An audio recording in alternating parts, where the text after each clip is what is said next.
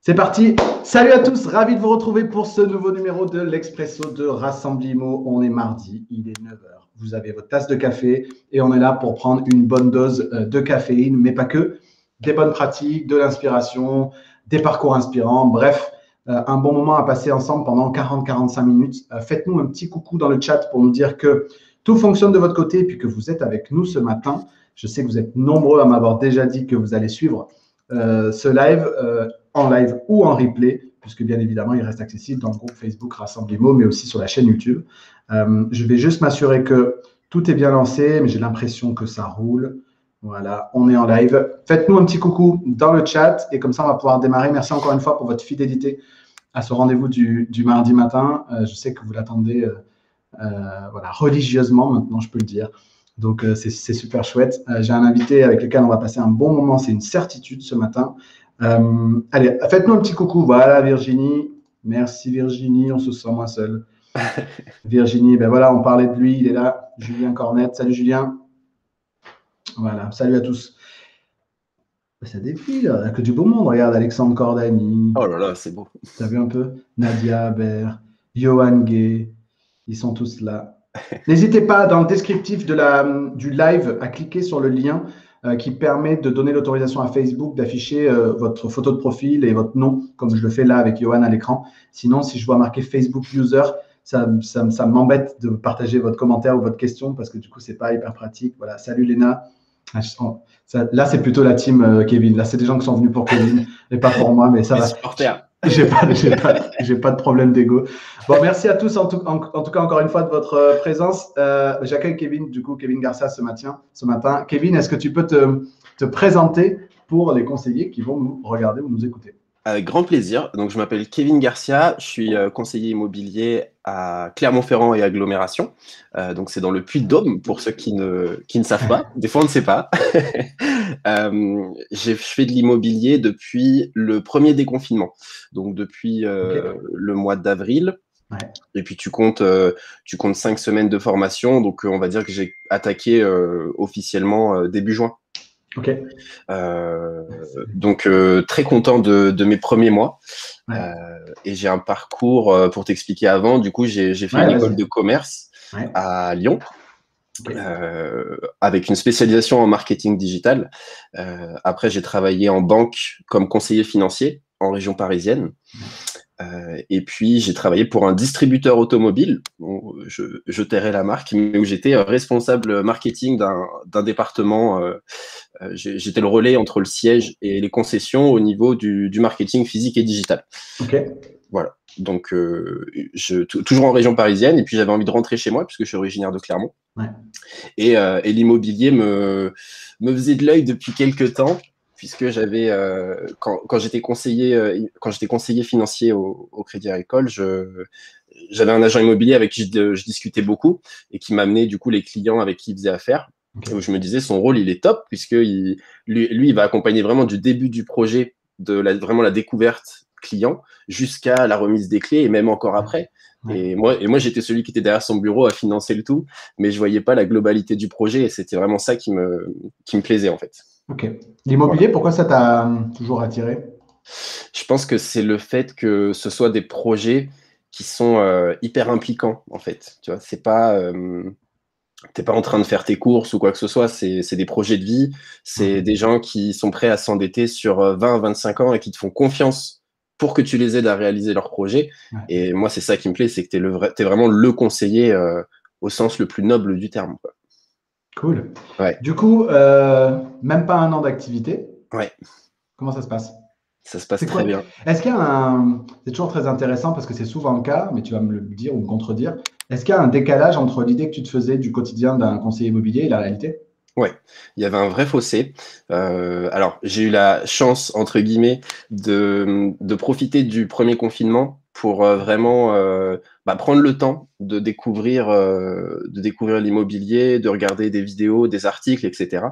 Et j'ai passé 6 semaines, si tu veux, à vraiment peaufiner ce que moi, je voulais offrir en termes de prestations et d'accompagnement des clients.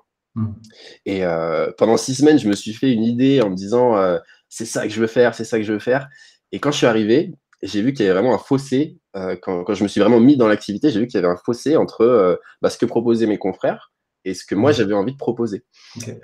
Et en fait, je passe mes journées à me rapprocher, enfin, à tendre le plus à ce que moi, je veux proposer en termes d'expérience par rapport à ce qui se fait, aujourd'hui. Donc, c'est plus d'investissement, forcément, mais c'est ça que je veux faire, quoi. Mais c'est quoi cette idée justement de qu'est-ce que tu veux offrir aujourd'hui et qui manque à ce qu'on propose aujourd'hui Ouais. aux clients? Pour moi, il y a un vrai travail de, tu sais, le conseiller, je ne sais pas si toi c'est pareil, mais par exemple, tu regardes ton conseiller bancaire. Moi, j'ai un conseiller bancaire.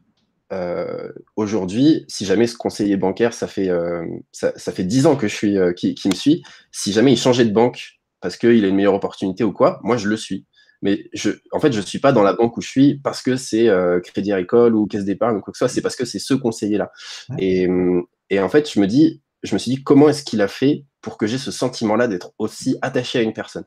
Et je trouve que c'est ce qui manque dans l'immobilier. Pour moi, en fait, le client, il doit pas s'attacher à un réseau ou à une marque ou quoi. C'est vraiment à une personne, à une identité, à une personnalité. Et c'est là que c'est ici que je vois le fossé qu'il y a. Pour moi, tu dois être en fait conseiller immobilier de famille.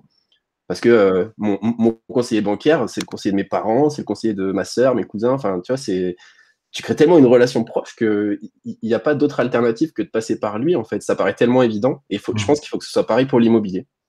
Là, tu prêches cette histoire de conseiller immobilier de famille, tu prêches un convaincu que c'est Ah, la carte de visite qui doit se passer de main en main, c'est ça. d'année après année, génération après génération. Ouais. Du coup, ça nous fait peut-être le lien parfait vers le sujet central qu'on voulait aborder aujourd'hui, parce que je vois qu'on a déjà une question sur comment tu fais quels sont les leviers que tu utilises pour être aussi présent sur les réseaux sociaux. Donc, tu vois, il y a des gens qui s'impatientent déjà qu'on rentre dans le vif de notre sujet. Comment tu Mais, fais? ouais, c'est ça. Mais du coup, ça m'amène forcément à notre sujet, puisque en fait, ce que tu es en train de dire là, c'est que, et c'est une évidence pour moi en tout cas, c'est que donc on est moins attaché à une enseigne, à des outils, qu'à la personne qui les incarne au quotidien. Et du coup, c'est le parti pris que tu as pris, j'imagine, depuis le départ, et c'est aussi pour ça qu'on a cette conversation, c'est quelque part de travailler un branding, on va le dire, un branding qui t'est propre, une identité qui t'est propre, toi, Kevin Garcia, au-delà de l'enseigne pour laquelle tu travailles, etc., pour justement te prémunir de demain, je peux changer de contexte, je peux changer d'enseigne, je peux changer d'outil, je peux changer de méthode, le marché peut évoluer. Moi, je suis toujours là et si les gens ont confiance en moi, ils me suivront. Du coup, qu'est-ce que tu as mis en place pour faire en sorte que tu puisses être ce conseiller immobilier que tu aspires à être? Alors, ce que je mets en place, c'est exactement ça. C'est de mettre en avant la personne avant de mettre en avant la marque. Et ça va passer en fait par plein de leviers différents, mais il faut toujours se dire, peu importe l'étape dans laquelle tu es avec le client, qu'est-ce que je peux lui offrir, qu'est-ce que je peux lui apporter comme valeur pour personnaliser encore plus la relation en fait. Certes, tu as des outils. Bon, là aujourd'hui, je fais partie du réseau KW. KW a des super outils, ça, on ne peut pas le nier. Tout ce qui est rapport d'estimation, CRM, etc., c'est vraiment top, mais il faut toujours se dire qu'est-ce que je peux faire de plus pour que la personne qui est en face de moi et à qui j'offre une prestation se dise OK, la prestation que je viens de recevoir de cette personne, c'est une prestation qui est personnalisée, c'est pas propre à KW forcément, parce que je ferai appel à un autre agent KW. Est-ce que j'aurai la même prestation? C'est là encore qu'il faut se différencier. Ouais. Tu vois, par exemple, sur les avis clients, alors c'est quelque chose qui fait débat et je sais que ça soulève beaucoup de questions, mais tout ce qui est opinion system. Tu vois, les opinion system, tu as un process chez KW où en fait, une fois que tu clôt la transaction, tu vas envoyer un mail opinion system, ce qui est tout à fait normal puisque c'est la norme aujourd'hui. Sauf que l'opinion system, il est relié à l'agence pour laquelle tu travailles. Donc ça veut dire que tu as travaillé et le client à la fin va laisser un avis positif parce que tu travailles bien sur l'agence KW. Donc toi, ça ne te profite pas. Et comme tu disais tout à l'heure, le jour où tu décides de partir ou tu veux partir vers autre chose, vers un autre réseau, je ne dis pas que c'est le cas aujourd'hui, mais on sait qu'il y a un turnover qui est important dans l'immobilier. Donc le jour où tu pars sans tes avis clients. Donc moi aujourd'hui, les clients que j'accompagne, je les pousse plutôt à aller déposer des avis sur ma page Google, sur Facebook, voilà. Vraiment, on parle d'une personne et il faut que tout ce qu'on fasse au niveau de l'expérience client nous retombe personnellement sur nous, pas sur l'agence pour laquelle on travaille, peu importe où on est. Et ça t'est. Parce que c'est un parti pris que tu as pris immédiatement. Ouais. Comment ça t'est. Parce qu'on a beaucoup de conseillers qui. C'est un vrai mouvement aujourd'hui de conseillers immobiliers qui se disent, tu sais, moi je rigole toujours parce que je vois les logos des enseignes qui diminuent de plus en plus et les noms des conseillers immobiliers qui augmentent de plus en plus sur les documents. Tu vois, donc il y a un vrai mouvement de fond par rapport à ça et je trouve ça plutôt sain. Mais généralement, c'est une réflexion qui arrive au bout d'un certain moment et avec un certain niveau de performance. Les gens se disent, putain, le chiffre d'affaires que je fais, quand même, ça repose quand même beaucoup sur mon travail, sur ce que les clients pensent de moi, sur le fait qu'on me recommande, etc. Et c'est là où il commence à avoir cette logique de logo plus petit d'un côté et plus gros de l'autre. Alors que toi, c'est un parti pris que tu as pris immédiatement. Ça t'est venu comment, en fait?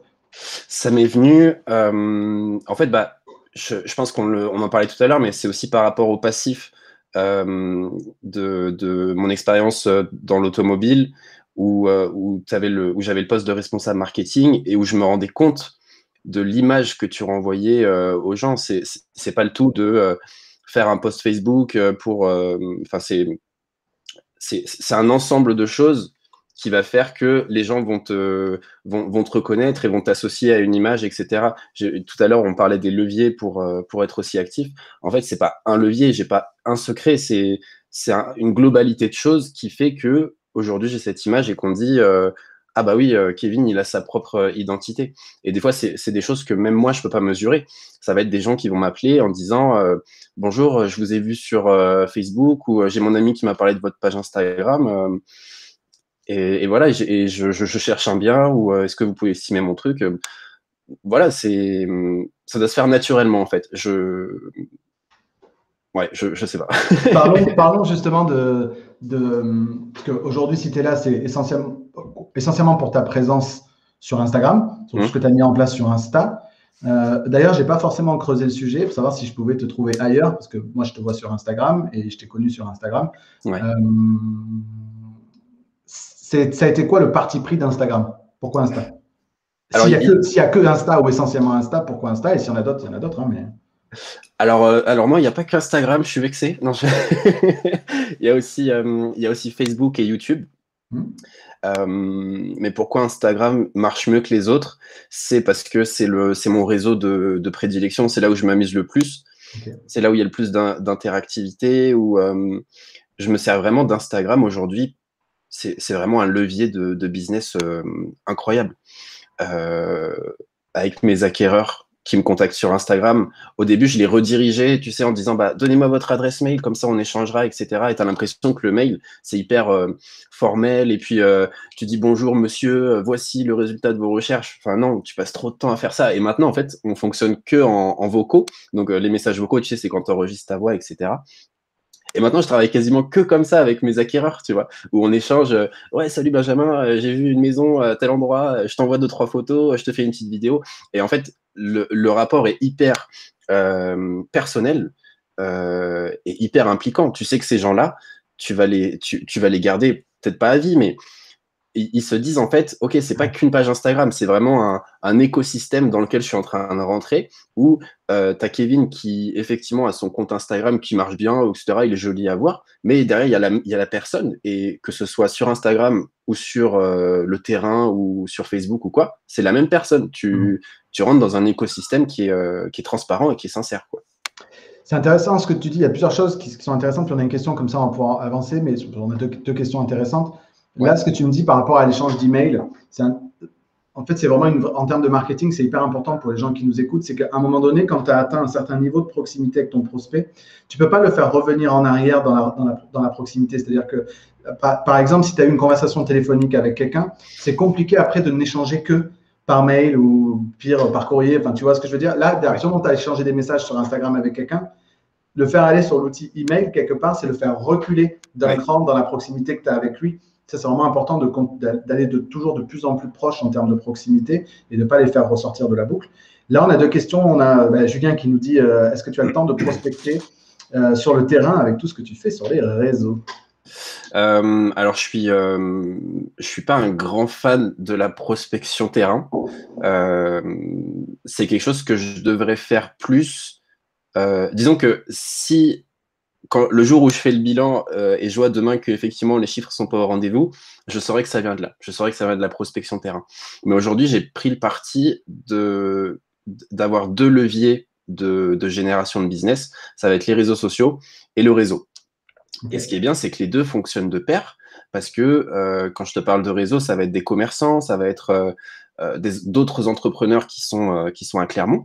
Et en fait, ces gens-là te suivent déjà sur les réseaux sociaux, donc tu entretiens déjà une relation avec eux. Du fait des stories, des publications où tu es hyper authentique, ils ont l'impression de te connaître. Et quand tu les rencontres en vrai, tu fais que poursuivre la relation finalement. La personne ne te découvre pas, elle te connaît déjà en fait. Donc c'est là où tu as déjà un pas de gagner. Et voilà. Et moi, je marche beaucoup par réseau, par recommandation. Et du fait de l'expérience client que je délivre, je marche aussi beaucoup par satisfaction. Et du coup, bah voilà, la personne en parle autour d'elle. Je reçois d'autres estimations. Tu vois, là, cette semaine, j'ai 5 estimations à faire, ce qui est normal. Et les 5 proviennent en fait du réseau. Donc, c'est cool. Du coup, le parti pris du terrain, de l'absence de terrain, c'est une question, parce qu'on a aussi une question sur la gestion du temps, j'imagine. Est-ce que c'est parce que de toute façon, tu n'aurais pas le temps de le faire, ou est-ce que fondamentalement, pour le moment, c'est juste pas ton focus, quoi?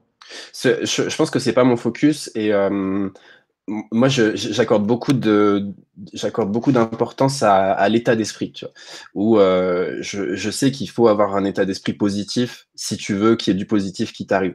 C'est peut-être un peu bateau hein, comme façon de penser, mais moi, je suis 100% dans cet état-là. Et tu vois, le fait d'aller toquer aux portes, d'aller faire de la pige, mais de rien, tu as beaucoup de taux d'échec finalement, tu vois. Ouais. Et ça, moralement, moi, ça me fait encore trop mal pour que je puisse y aller sereinement et me dire allez, c'est pas grave. Tu vois. Ok, c'est cool. On a Virginie qui nous pose vraiment la question classique sur Insta. Du coup, c'est quelles sont les cibles que tu touches, toi, sur Insta? Et est-ce que c'est vraiment un a priori que de croire qu'il n'y a que les jeunes sur Insta?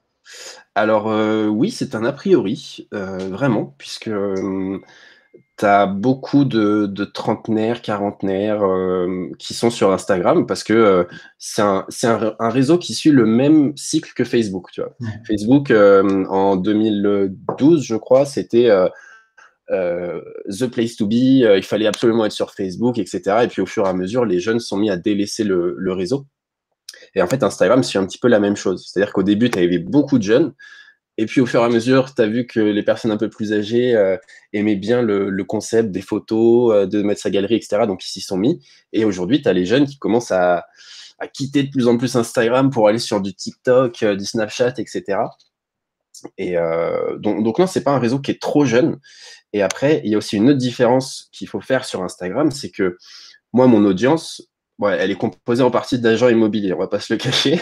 C'était Mais une de mes questions. ouais, il y a beaucoup d'agents immobiliers, mais il y a aussi beaucoup de gens forcément locaux, des Clermontois. Mais il faut pas voir ces gens-là comme des clients. Il faut voir ces gens-là comme une base de données de recommandants, en fait. Parce que, encore une fois, tu vas inspirer de la sympathie avec eux, et il faut que dans leur réseau, dans leur vie de tous les jours, quand ils entendent d'immobilier, ils disent « Ah bah, t'as vu cet agent immobilier sur Instagram, etc. » C'est ça le but, en fait. C'est pas que les gens m'appellent en disant Bonjour, est-ce que vous pouvez estimer ma maison ?» T'imagines si mon but c'était ça, je serais hyper déprimé.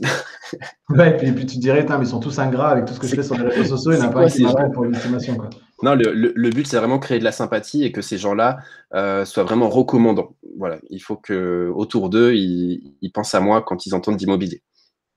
On a quelqu'un qui nous pose une question sur le temps que tu consacres à tes vidéos, à ton marketing et savoir si tu t'es entouré, c'est-à-dire si tu délègues un certain nombre de choses. Ouais.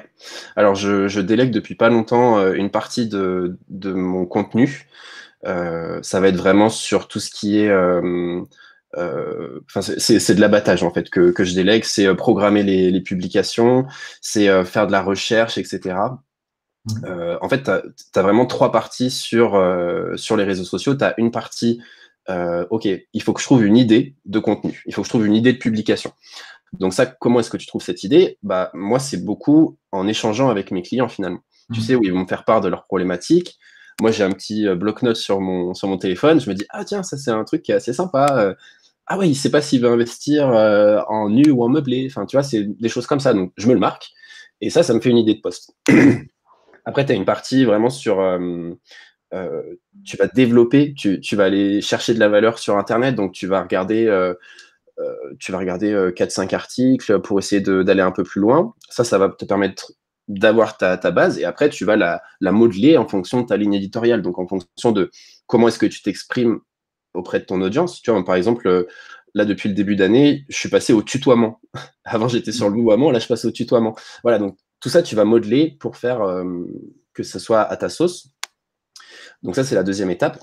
Et après, la troisième étape, c'est une fois que tu as publié, bah, de mesurer. De mesurer et de dire, OK, qu'est-ce qui a marché sur ce poste-là? Qu'est-ce qui peut être amélioré? Parce qu'il y a toujours des choses à améliorer. Et donc, moi, ce que j'ai délégué, c'est vraiment la partie développer. Donc, l'idée, je la propose. Ensuite, la personne qui s'en occupe, donc en fait, c'est un community manager, hein, il va s'occuper d'aller faire le travail de fond, d'aller développer, etc. Et après, d'aller mesurer en me disant, tiens, regarde, sur Instagram, on marche beaucoup avec les hashtags, donc regarde, bah, peut-être qu'on peut encore améliorer les hashtags, peut-être qu'on peut essayer d'aller sur un autre axe, etc. C'est important d'être entouré, surtout là, puisque lui ne vient pas de l'immobilier. Et je me suis rendu compte au fur et à mesure où j'avançais que j'avais tendance à avoir trop la tête dans l'immobilier, alors que lui a ce recul-là qui lui permet de... Tu vois, à un moment, je lui dis, il s'appelle Victor, je lui dis, Victor, il faut qu'on fasse une publication sur le cash flow. Il me dit, c'est quoi le cash flow? Je fais quoi? Tu sais pas ce que c'est le cash flow? Mais tu sais, ça te paraît tellement évident. Mais en fait, pour une personne lambda, c'est pas quelque chose qui est connu. Donc voilà, lui, il a ce recul-là qui permet de rester quand même assez, de toucher une plus large audience. Mais c'est ça, et de vulgariser un peu, d'être contraint de vulgariser un peu plus le propos, du coup, et de faire un peu moins jargon immobilier qui intéresse que les pros de pros, quoi. Ouais, c'est exactement ça. Tu as une idée de la proportion de gens qui te suivent entre conseillers immobiliers, parce qu'en plus, ça ne va pas aller en s'arrangeant, Ouais. conseillers immobiliers et locaux sur Clermont? Alors, les personnes vraiment locaux sur Clermont, tu vois, là, j'ai 1800 abonnés. Il doit y en avoir 1003, 1004 qui sont de Clermont. Et ouais, ça, tu as 400, 500 abonnés. Bon, 500 agents immobiliers. ça reste correct. Oui, après, c'est le jeu, donc je comprends tout à fait. Et puis, je pense vraiment qu'on on est tous ensemble et que l'immobilier est en train de se rajeunir un peu. Enfin, il faut que le métier se modernise et que le secteur arrête de se manger les uns les autres. C'est pas du tout bon pour aussi bien pour nous que pour les clients. Ils le sentent, ça. Donc, pour moi, il faut qu'on soit tous ensemble et qu'on avance tous ensemble. Cool. On a Michael qui nous demande, du coup, qui demandait tout à l'heure déjà qui t'aidait, si tu avais délégué, qui du coup se pose la question de savoir combien ça coûte d'avoir un community manager tous les mois. Ah, ça coûte extrêmement cher. Tu comptes.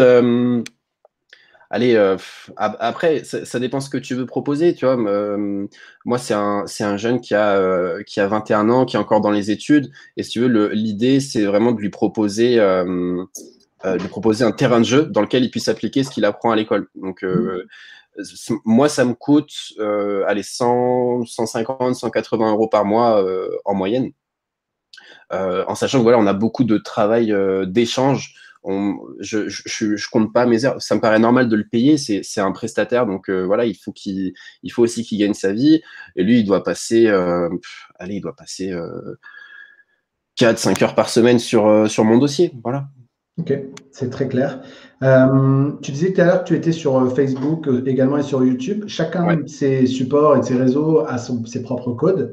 Ouais. Comment est-ce que tu répartis ton contenu entre ces trois j'imagine que tu ne dupliques pas bêtement le contenu sur l'ensemble de ces plateformes. Ouais. Comment est-ce que tu sélectionnes ce qui va aller à tel ou tel endroit? Alors sur YouTube, je vais faire des vidéos. Alors déjà, faut expliquer ce qu'est YouTube. C'est une plateforme vidéo qui appartient à Google. Donc ça veut dire que ça bénéficie de la puissance de Google, parce que Google, c'est un outil qui est très, très, très puissant. Les vidéos que tu vas héberger sur YouTube vont ressortir sur Google. Donc ça veut dire que moi, si je fais une vidéo, que je l'appelle Vendre son bien immobilier à Clermont-Ferrand, le jour où quelqu'un tape sur Google Vendre sa maison à Clermont-Ferrand, il y a des chances que ma vidéo remonte, si elle est bien référencée. Donc il y a tout un jeu de mots-clés, etc. Mais sur YouTube, les vidéos sont intemporelles. Ça veut dire que là, aujourd'hui, tu vas sur ma page YouTube, tu verras les premières vidéos. Bon, je pense que tu vas rigoler, mais... Faut pas aller voir mes premières non plus. Hein, tu vois. Mais l'idée, c'est vraiment que tu crées du contenu qui est intemporel. Alors que quand tu vas être sur Facebook, la durée de vie de ton post, franchement, c'est même pas 1 heure, quoi. Donc tu vas faire un contenu qui est un petit peu plus éphémère en fait sur Facebook et sur Instagram.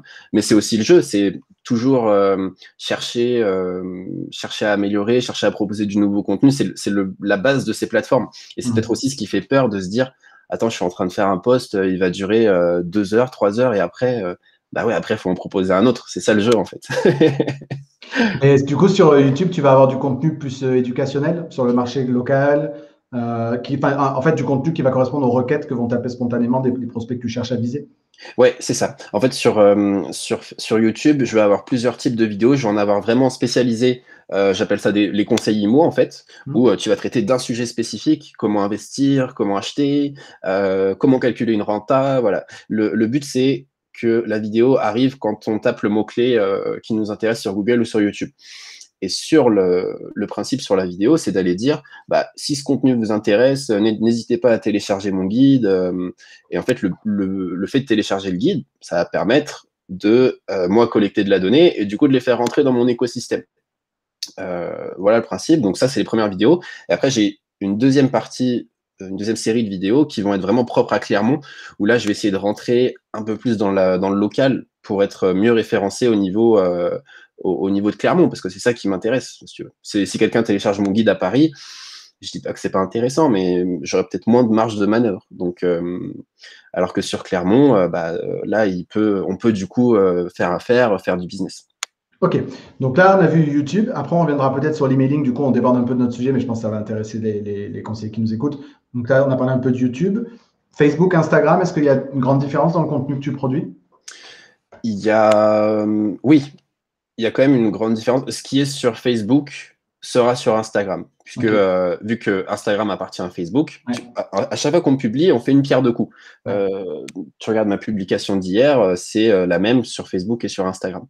Mais après, sur Instagram, je vais ajouter encore plus de valeur avec tout ce qui est les stories, les réels. Ouais.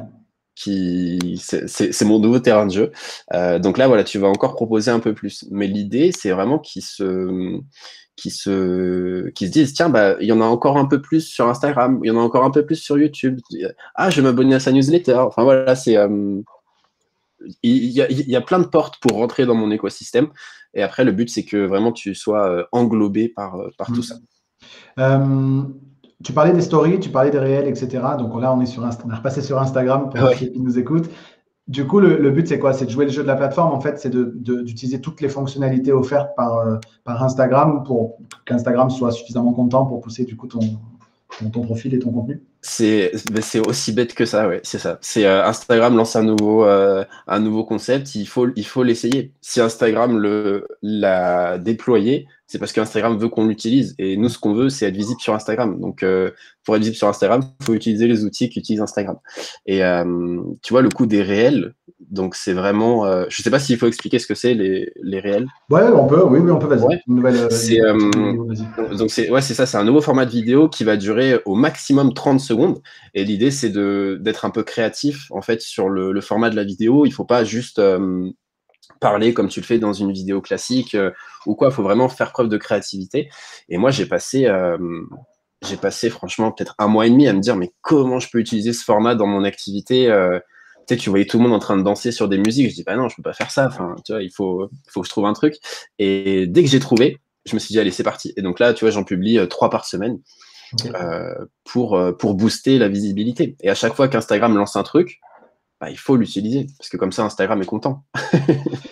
Il y a les réels, donc on appelle ça maintenant les short form videos, donc les vidéos de format court. YouTube est en train de lancer sa propre fonctionnalité de vidéos courtes également, mais c'est pas encore arrivé en Europe. C'est pas encore accessible sur les chaînes YouTube, mais c'est vraiment une dimension que sont en train de prendre les plateformes sur ces vidéos courtes de 15 secondes, 30 secondes max, souvent avec des options de montage, etc., pour faire des choses très dynamiques et qui plaisent beaucoup finalement à l'audience d'aujourd'hui. Donc, voilà, restez alerte sur cette typologie de contenu qui risque d'être de plus en plus utilisée sur les différentes plateformes. Ouais. Kevin, c'est quoi la proportion aujourd'hui de ton business qui arrive justement par ta présence sur les réseaux sociaux? Franchement, je dirais moitié-moitié. Moitié réseau, recommandation et moitié digital. Comment est-ce que tu as activé du coup la partie recommandation comme tu es relativement nouveau du coup dans le métier? Est-ce que Ouais. tu as eu des actions proactives pour justement activer ton réseau au-delà des réseaux sociaux, ton réseau perso? Alors, c'est un vrai travail, c'est un travail de fond, en fait. C'est un tableau Excel, les personnes que je connais, l'entourage des personnes que je connais. Voilà, c'est se faire connaître. Tous les jours, je m'oblige à appeler 3 personnes de ce réseau et simplement leur dire, voilà, je sais pas si tu es au courant, mais je suis agent immobilier. Bon, généralement, ils sont au courant maintenant. Mais écoute, si jamais tu as quelqu'un dans ton entourage qui a un projet, surtout n'hésite pas à lui donner mes coordonnées, moi je peux l'accompagner, etc.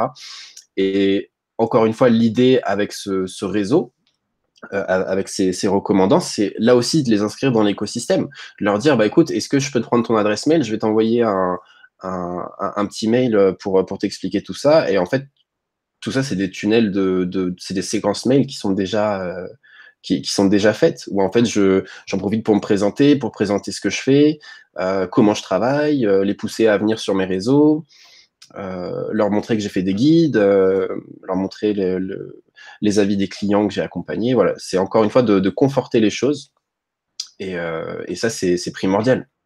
Parce que le problème en fait des nouveaux agents, je trouve en tout cas, c'est qu'ils ont l'impression que parce qu'ils se sont mis dans l'immobilier, tout le monde est au courant. Mais c'est pas le cas. Enfin, il y en a que ça choque quand j'appelle des proches et que je leur dis, écoute, je suis agent immobilier, est-ce que tu n'as pas des personnes qui veulent vendre autour de toi? Ils me disent, ah, mais tu leur demandes comme ça? Bah oui, parce que il faut être clair et concis dans sa demande en fait. C'est bonjour, je suis agent immobilier, est-ce que tu connais des gens qui ont des biens à vendre ou des gens qui ont des projets d'acquisition? Il n'y a rien de plus honnête et de plus transparent. Je pense que c'est apprécié. Clairement. Il y a plusieurs choses sur lesquelles je voudrais qu'on revienne. Sur la partie emailing, donc l'objectif étant de capter des emails via notamment le téléchargement de ton guide. Ensuite, si j'ai bien compris, entre les lignes, il y a une séquence automatisée qui envoie automatiquement à chaque personne qui a téléchargé ton guide un certain nombre d'emails. Tu nous as décrit plus ou moins en quoi ils consistaient, en quoi les premiers consistaient en tout cas. De combien de mails se compose cette première séquence automatisée? Ensuite, derrière, c'est l'envoi d'une newsletter simple régulièrement, c'est ça? C'est ça. En fait, la séquence mail, c'est vraiment un moyen de gagner un temps fou. Parce que je dis pas que ça remplace le contact physique, mais ça va venir vraiment en appui, comme pour le digital, comme pour les stories, les trucs, comme pour tout en fait. Et le fait d'avoir ces séquences, il faut pas que ce soit très long et il faut que ça reste humain. Donc tu vois, moi c'est des séquences qui font 6-7 mails Ouais. pour l'histoire de la séquence pour mon réseau. Ça va être, je me présente, tu veux en savoir un peu plus, viens sur mes réseaux sociaux, voici ce que pensent les clients de moi. Je parle aussi un petit peu du monde associatif parce que je pense que c'est quelque chose qui est très important en tant qu'agent immobilier, le fait d'être impliqué bénévolement dans une association. Donc moi, j'ai choisi là, de bosser avec une association qui lutte contre le décrochage scolaire. Ouais. Donc en fait, une fois par mois, je vais aller dans une école pour accompagner des jeunes en fait sur des projets d'entrepreneuriat, etc. Donc je le fais pas juste pour dire je le fais parce que c'est vraiment quelque chose qui me concerne.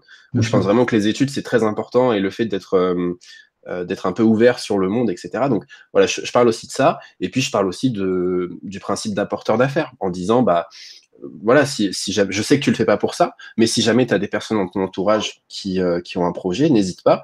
Moi, je récompense mes apporteurs. Est-ce que ça veut dire que tu as des séquences différentes en fonction soit des gens de ton réseau perso Ouais. que des prospects plus classiques qui téléchargeraient ton guide sans forcément te connaître? Ouais. Des tunnels de vente, pour te dire, aujourd'hui, j'en ai une dizaine. Ok. C'est vraiment, tu vois, là, par exemple, jeudi, bon, je te fais un teasing en exclu, là, mais jeudi, j'ai une publication sur l'apport personnel. Et tu vois, là encore, c'est Victor, donc mon community manager, où je lui dis, voilà, faut qu'on fasse un post sur l'apport personnel. Il fait ses petites recherches, il me dit, Kevin, l'apport personnel, c'est quand même bien dense. Je suis, ah bon? Il me dit, ouais, je pense que ce serait bien que tu fasses une séquence mail là-dessus. Ok, génial. Donc, du coup, bah, le week-end dernier, on a bossé sur cette séquence mail où, en fait, tu fais une publication sur l'apport. Tu dis, bah, si vous voulez en savoir plus, j'ai fait une séquence mail, n'hésitez pas à vous inscrire. Et donc là, il reçoit une séquence mail de 7 jours pour développer sur l'apport personnel. Et ça, tu en as sur tout. Et il y en a aussi, parce que là, je sais ce qui va se passer. Je sais que je vais avoir plein de gens qui vont télécharger mon guide alors que c'est des agents immobiliers. Mais ne vous inquiétez pas, il y a un tri qui est fait et vous allez rentrer dans une séquence mail spéciale agent immobilier. Donc, quoi, partenariat, si vous voulez, c'est ça, me recommander quelqu'un sur Clermont, n'hésitez pas. Non, pas forcément, mais tu vois, là, pour le coup, tu vois, là, sur 8 mois, j'ai eu 2 affaires que j'ai envoyées à des confrères. C'était un à Nice et un à Montpellier. Donc, moi comme je dis, l'idée, c'est qu'on soit tous ensemble. Donc, c'est aussi de créer un réseau. Je pense que c'est pas intéressant pour les autres agents de recevoir mes séquences mail. Voilà, c'est des choses qui sont un peu personnelles. Vous allez copier, c'est pas forcément l'intérêt. C'est vraiment de faire quelque chose qui est propre à soi. Donc, ces mails-là, je sais qu'ils sont là. Je sais que c'est des agents immobiliers. Je les mets dans un coin. Et puis, l'idée, c'est qu'on échange, que voilà, enfin, là, c'est pareil pendant ton live. Si les gens ont des questions, ils n'hésitent pas à me contacter. Je les aide avec grand plaisir. Donc là, on a vu la question des tunnels de vente. C'est quoi et on terminera peut-être là-dessus, mais Ouais. c'est quoi une semaine de publication de type sur Insta? Parce que moi, je vois passer un peu des stories tous les jours, etc. Mais Ouais. il y a à peu près combien de posts, stories? Tu vois, comment est-ce que tu répartis un petit peu tout ça sur une semaine? Alors, en tout, il y a 5 publications toutes les semaines. Il va y en avoir 2 qui sont propres à l'immobilier, où on va donner des conseils IMO qui sont censés apporter de la valeur. Ouais. Donc ça, c'est 2 fois par semaine. On a un post qui est propre à Clermont, où on va mettre en place, soit mettre en avant un commerçant, faire un jeu concours, un lieu en particulier, etc. On a un post qui est un petit peu plus personnel, qui va être sur moi, où on va parler, tu vois, là, au début d'année, j'ai eu une grosse galère avec la fibre, où la fibre n'était pas installée chez moi. J'ai suivi les histoires de Bob. Et là, la fibre est là, donc tu vois, je suis hyper content. Et donc ça, bah, l'idée, c'est d'humaniser encore une fois et de dire, il y a une personne qui a des galères derrière, c'est juste la vie, quoi. Donc voilà, on se met un petit peu plus en avant, on parle de soi, toujours dans l'idée que les gens nous connaissent un peu plus. Et puis après, tu as le dimanche où tu as la vidéo, une vidéo par semaine, où soit on va parler d'IMO, soit de Clermont, soit d'autres choses. On fait au gré de l'inspiration. Il y a une vidéo récurrente sur un quartier de Clermont, c'est ça, où tu parles d'un quartier de Clermont, j'ai vu passer ça aussi. Oui, c'était pendant le 2e confinement où j'étais tombé sur le programme d'urbanisme de la ville et je me suis dit ce serait génial de effectivement parler des quartiers de Clermont et faire quelque chose d'ultra local, tu vois, où tu dis voilà, il y a un quartier à Clermont, le quartier des Salins, tu vois, où tu vas parler vraiment des Salins. Et ce qui est dingue, c'est que le jour où un vendeur va taper immobilier Salins, donc le quartier de Clermont, bah, il y a des chances qu'il tombe sur ma vidéo. Donc, et là, tu dis, je suis hyper local, je suis hyper dans la rue limite, quoi. Donc ouais, c'est un gros, enfin, c'est vraiment source de beaucoup de contenu, ça. J'ai une très bonne idée, je suis très content. Dernière question sur le sujet réseaux sociaux, là, Julien, du coup, combien d'heures de boulot ça représente? Par semaine, ça représente, je dirais, 5-6 heures. 5-6 heures vraiment de planification. Et après, c'est beaucoup de travail qui se fait un peu en automatique au jour le jour. Tu vois, les stories, c'est pas quelque chose qui est programmé où je me dis pas, mardi, il faut que je poste, faut que je fasse une story là-dessus. Non, c'est vraiment au feeling et en fonction de la journée. Ok. Donc pas tant que ça. Pas tant que ça. Je pense que oui, voilà, parce que je pense que la question qu'il y a derrière, c'est pas tant que ça. Alors il y a un peu de délégation, c'est sûr, visiblement, Ouais. forcément.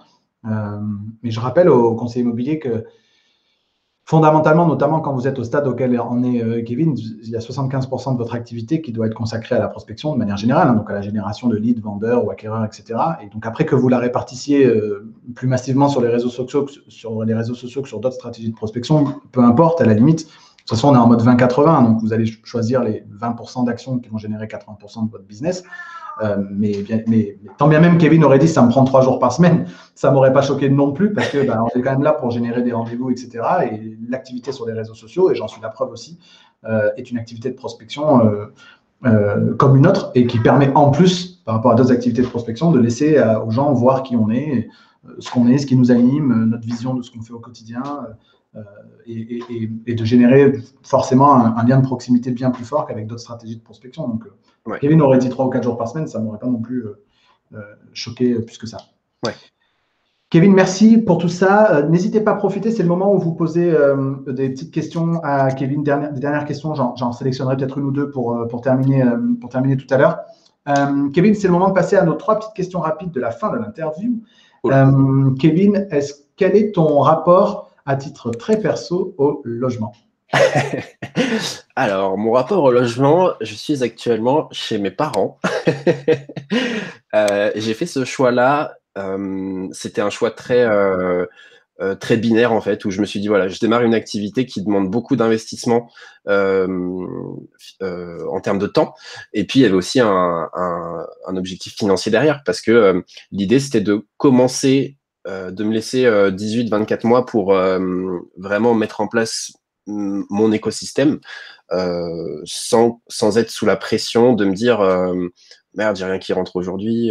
Tu vois, enfin, c'est vraiment d'y aller sereinement parce que je sais que c'est comme ça que tu fais le plus d'affaires. C'est quand tu es serein dans ton business, tu mises pas tout sur une vente. Voilà. Donc aujourd'hui, je suis chez mes parents. Ce que j'envisage d'ici peu, c'est d'aller acheter, je pense, pour faire de l'investissement.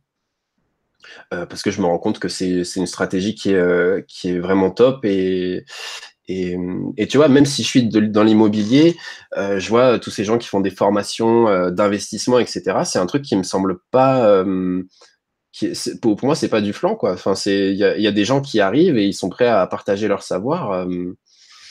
Je suis pas fermé à l'idée de prendre ce type de formation et de voir un peu ce que ça donne, quoi. Cool. Bah, Même en termes de conseils. On pourra échanger du coup si tu veux, sur ces formations-là. Avec plaisir. Kevin, c'est quoi pour toi maintenant, avec le recul que tu as, l'agent immobilier idéal en un mot? Bah écoute, ça rejoint ce qu'on disait au début, c'est vraiment le conseiller de famille, c'est celui qui est prêt à mettre l'intérêt de son client avant le sien. Moi, j'ai une cliente là que je suis depuis 2-3 mois et où tu vois, j'ai aucun problème à lui dire, à lui faire une sélection de biens et lui dire attention, celui-là, je sais pas si ça correspond vraiment à ton projet, attention sur les charges. Enfin, tu vois, je vais vraiment être dans l'apport de valeur au maximum, quoi. De la manière la plus désintéressée possible. C'est ça, c'est ça. Kevin, dernière question, est-ce que tu as une ressource à recommander au conseil immobilier, un livre par exemple, pour ceux qui nous écoutent? J'en ai un qui est vraiment bien, c'est La semaine de 4 heures de Tim Ferriss, Oui. qui, je sais pas si tu l'as lu. Oui, il est là quelque part. Oui, il est sur ma table de chevet. C'est vraiment, donc pour expliquer, c'est un entrepreneur qui, dans tous les process qu'il met en place, dans toutes les activités qu'il met en place, il s'arrange toujours pour que ça lui prenne le moins de temps possible et que ce soit le plus productif possible. Et outre l'idée de se dire je vais bosser 4 heures par semaine, parce que c'est pas le but pour moi, c'est plus d'aller à chaque fois dans la réflexion de se dire comment est-ce que je peux automatiser cette chose ou comment est-ce que je peux la déléguer pour que ça apporte toujours autant de valeur, mais que ça me prenne moins de temps. Et c'était le but des séquences mail, du community manager, voilà. La semaine de 4 heures, c'est aujourd'hui, en tout cas en 2021, pour ce qu'il a de philosophique, je trouve que c'est hyper intéressant. Même s'il a été réédité depuis, faut prendre du recul sur les outils, parce que c'est le risque quand on écrit un livre dans lequel on parle d'outils, c'est que les outils peuvent être obsolètes, plus exister au bout d'un moment, ou plus être les plus pertinents sur le marché, sur le sujet. Donc, la semaine de 4 heures, ça me paraît être une lecture qui est à recommander, bien évidemment, avec la difficulté que c'est qu'aujourd'hui, il ne faut pas prendre stricto sensu ce qui est dedans au niveau des outils, mais bien comprendre toute la philosophie qu'il y a derrière sur la systématisation, sur le batch, le fait de faire des choses en grande quantité, une bonne fois pour toutes. Enfin, il y a plein de choses hyper intéressantes de ce point de vue-là. Ouais, c'est vraiment dans l'état d'esprit à avoir ou se dire toujours comment je peux améliorer les choses. Quoi. On a une dernière question. Mathieu, une remarque sur la gestion du temps pro-perso sur les réseaux. Comment est-ce que tu la gères? Parfois, n'as-tu pas l'impression de te perdre sur ton fil Instagram, Facebook sans t'en rendre compte? Si. Et je pense que c'est sur le sujet pro-perso. Oui, si, j'ai souvent cette impression et il y a des fois où tu n'as pas envie. Il y a des fois où tu te dis, je fais quoi là, tu vois, pourquoi je publie ça, et en fait, tu te ressens toujours. Il te faut un cap, en fait. Il te faut un objectif à long terme où tu te dis, voilà, moi, j'ai marqué sur une feuille, voilà, mon objectif dans dans 8 mois, c'est ça, dans 12 mois, c'est ça, dans 18 mois, c'est ça. Et le jour où, où effectivement je me sens un peu perdu, où je me dis, attends, est-ce que je suis pas en train de mélanger pro, perso bah, je regarde cette feuille, en fait, je regarde cet objectif en me disant, ben si, en fait, pourquoi est-ce que c'est cohérent? Parce que ça, en fait. Alors après, le perso, là, en ce moment, il est un peu mis de côté parce que j'ai vraiment envie de faire quelque chose de propre à moi. Donc, ça, forcément, ça demande du boulot. Et je sais qu'on n'a rien sans rien. Donc, voilà. Clairement. Merci beaucoup. Merci à toi. Mettez-nous un dernier commentaire, un dernier message pour Kevin. Je vais vous faire la même remarque que d'habitude. Vous étiez plus de 60. Je vois 20 likes sur le truc. C'est inadmissible. C'est dingue. Donc, il faut appuyer sur le bouton, il faut liker, taguer des gens dans les commentaires parce que je sais que cette interview va rendre service à beaucoup de conseillers immobiliers. Donc, il faut la partager. Puisqu'on parle d'Instagram, n'hésitez pas à partager sur Instagram le fait que vous êtes en train de regarder cette interview avec nous, que vous la regardez en replay, en live actuellement dans le groupe ou sur la chaîne YouTube plus tard. Voilà, je vois que le compteur de likes augmente. Merci pour votre soutien. Kevin, merci infiniment pour le temps accordé, ces 45 minutes ensemble. On a tenu notre timing. Bien évidemment, on aurait pu en parler pendant des heures et des heures et des heures.